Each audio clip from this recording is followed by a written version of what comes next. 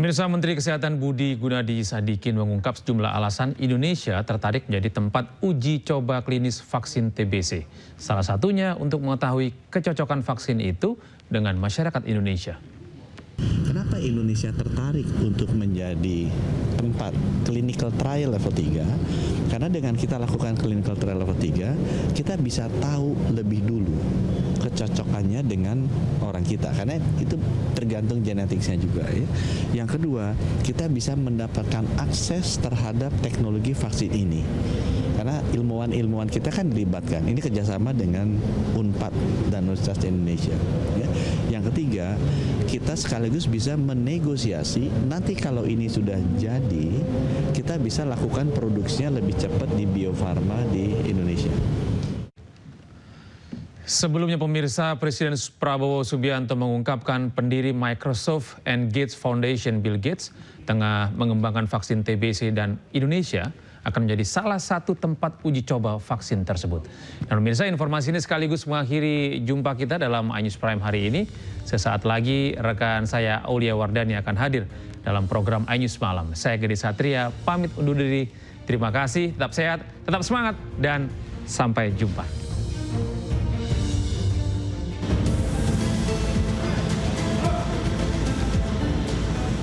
Presiden Prabowo Subianto menerima kunjungan pendiri Microsoft and Gates Foundation Bill Gates Jakarta pada Rabu pagi.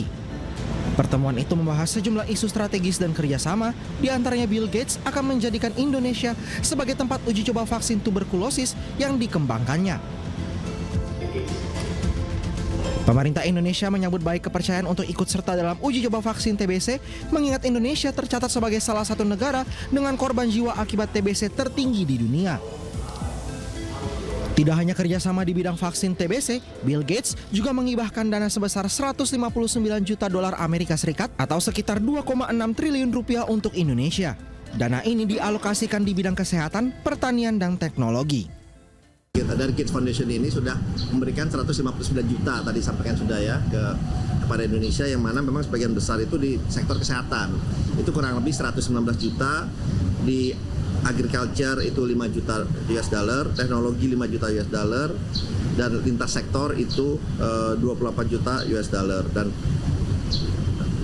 pemirsa, penyelidikan kasus dugaan ijazah palsu Presiden Republik Indonesia ke-7 Joko Widodo sudah berjalan 90%. Bareskrim juga mengupayakan pembuktian keabsahan ijazah secara saintifik atau ilmiah.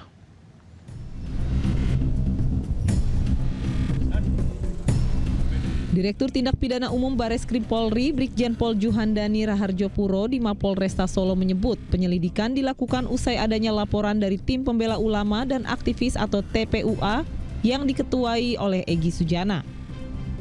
Proses penyelidikan sendiri sudah hampir rampung dan tinggal menunggu hasil uji lab sebagai penentu penyelidikan. Guna mendalami kasus ini, pihak Bareskrim melakukan pengujian terhadap foto maupun lembaran ijazah. Selain itu juga akan dilakukan pembuktian dokumen secara saintifik atau ilmiah melalui uji lab sedikitnya dengan membandingkan 7 dokumen. Yaitu pemeriksaan, kita sudah memeriksa sekitar 31 saksi. 31 saksi itu ada yang dari versi pendumas ataupun teman kuliah, teman SMA, dan lain sebagainya yang kami adakan klarifikasi. Sebelumnya, Jokowi mengambil langkah hukum terhadap sejumlah pihak yang telah menuduh dirinya memiliki ijazah palsu.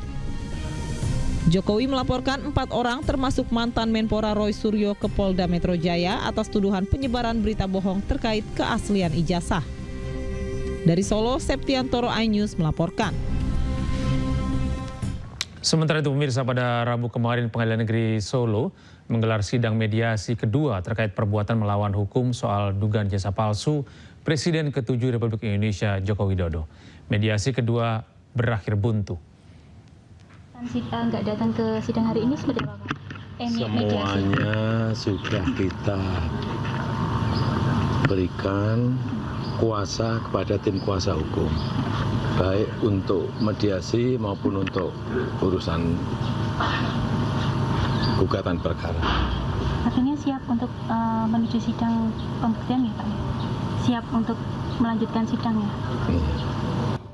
Itulah yang disampaikan Presiden ke-7 RI Joko Widodo terkait ketidakhadirannya di Pengadilan Negeri Solo soal dugaan ijazah palsu.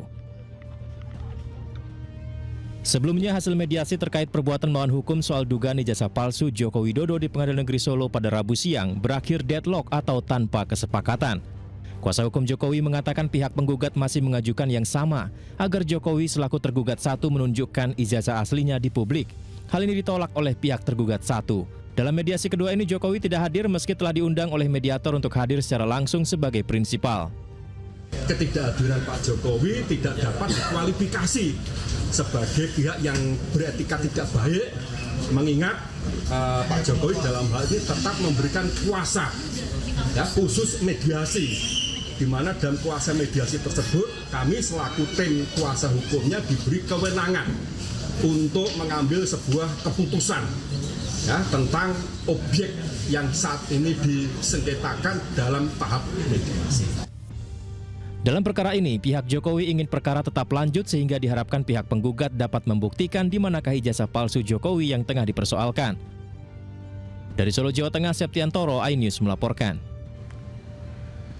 Kita beralih ke informasi berikutnya, pemirsa. Dinyatakan terbukti melanggar kode etik terkait ucapan rasisme dan penghinaan marga. Kasus hukum anggota Komisi 10 DPR RI Ahmad Dhani mendapat teguran lisan dan diminta untuk memohon maaf. Namun, musisi Ryan Pono tetap melanjutkan proses hukum yang tengah berjalan di Bareskrim Polri.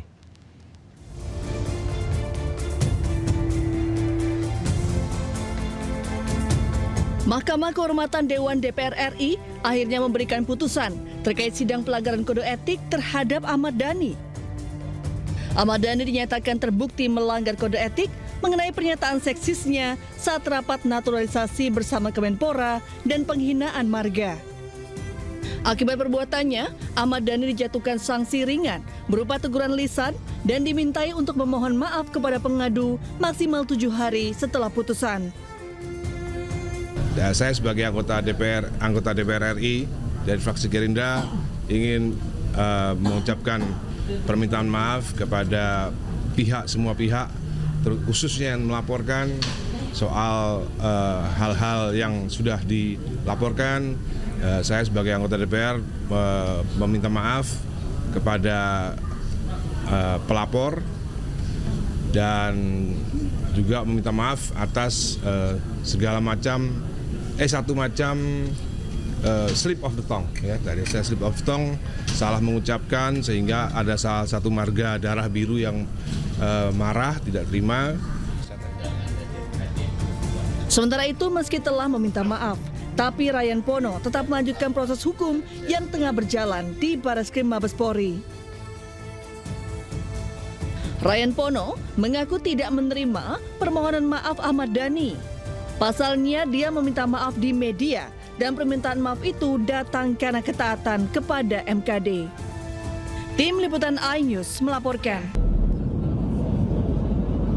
Allahumma shalli ala habibika sayyidina Muhammad wa ala alihi wa sahbihi wa barik wa sallim.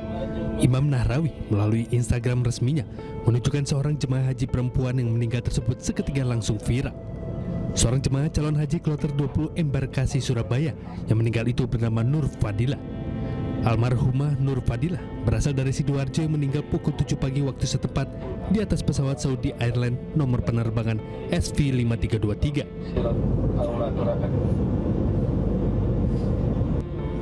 Imam Nahrawi juga mengatakan jenazah Nur Fadilah akan dimakamkan di Madinah, Arab Saudi. Kabar jemaah calon haji yang meninggal di atas pesawat tersebut belum ditanggapi PPIH embarkasi Surabaya. Melalui PLH Sekretaris Embarkasi Surabaya, Sugio, ia mengaku belum mendapat laporan itu dan akan segera memastikannya. Kemudian jika di atas pesawat akan mendapat kompensasi dari pihak maskapai sehingga tidak bisa digantikan namun bisa dilakukan badal haji. Saya belum dapat laporan itu. Nanti kami pastikan. Tapi kalau ketentuan dari PPIH sendiri meninggal di pesawat pada kompensasi apa seperti apa? Semua jamaah haji yang kita nyampe di asrama haji di sini atau embarkasi itu mendapatkan asuransi sebesar PPIH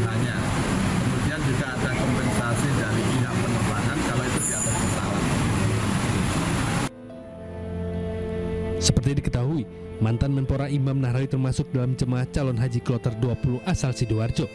Ia tercatat tiba di Asrama Haji Embarkasi Surabaya 6 Mei 2025 dan berangkat dari Asrama Haji menuju Bandara Internasional Juanda pada 7 Mei 2025.